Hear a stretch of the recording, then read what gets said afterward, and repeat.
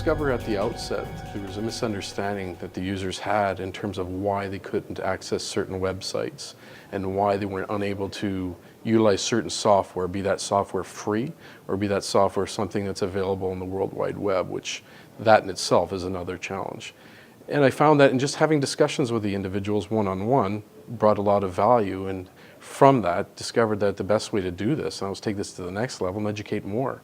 And in putting things in writing most often and engaging our communications department, who already had a fantastic communication strategy, thought we should also then involve the IT sector of things.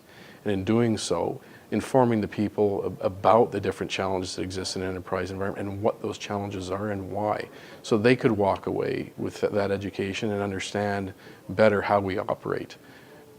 In performing the communications as we had, we'd also ask them to become further engaged when they had questions, bring them into the IT group rather than going out and try to shop themselves around. So that in itself also mitigated further risk by people going off and trying to do their own thing. Now they were communicating what their further desires were in terms of whether it's requirements for software or looking at certain websites. We're open to it. We're not always the no department, but we're most definitely an understanding department who needs to explain to them. So we went from an organization that was always no, no, no, and pushing people back to being more open and better in communicating what the requirements were from our side and understanding what their requirements were. User engagement is key in terms of maintaining that and sustaining this, so it's a lifelong process. But taking it to an awards, an entertaining thing, not just making it a bland advertisement or marketing piece of material that goes out as part of the communications. So making sure there's humor involved as well as some sort of awards, in one particular case on a quarterly basis. It's simple $25 coupons for coffee that exist.